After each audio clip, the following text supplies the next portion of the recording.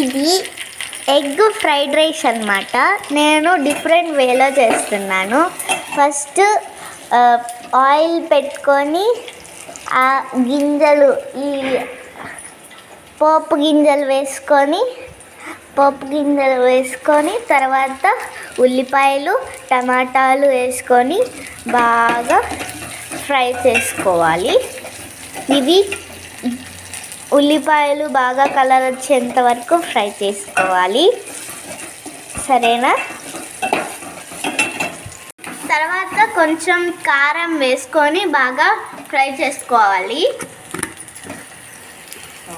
తర్వాత కొంచెం రుచికి సరిపడా సాల్ట్ వేసుకోవాలి. ఇప్పుడు ఎగ్ హాఫ్కి చించి దాంట్లో వేసుకోవాలి. ఎగ్స్లో కొట్టి వేసుకోవాలి. ఇప్పుడు ఇది గరిటె తీసుకొని బాగా మిక్స్ చేయాలి.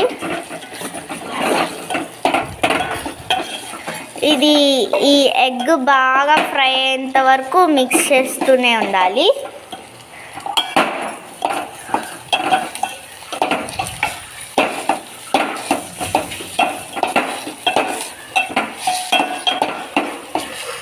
బాగా మిక్స్ చేసిన తర్వాత స్టవ్ ఆఫ్ చేసుకోవాలి. ఇప్పుడు అన్నంలో మిక్స్ చేసుకోవాలి. ఇది చూపిస్తాను. అన్నంలో మిక్స్ చేసుకొని గరం మసాలా వేసుకున్నా. ఆల్రెడీ ధనియాల పొడి వేసాను, కానీ ఇప్పుడు కారం బాగుండాలి కాబట్టి గరం మసాలా వేసుకున్నా.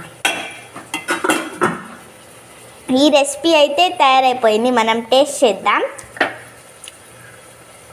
గుడ్, బాగుంది.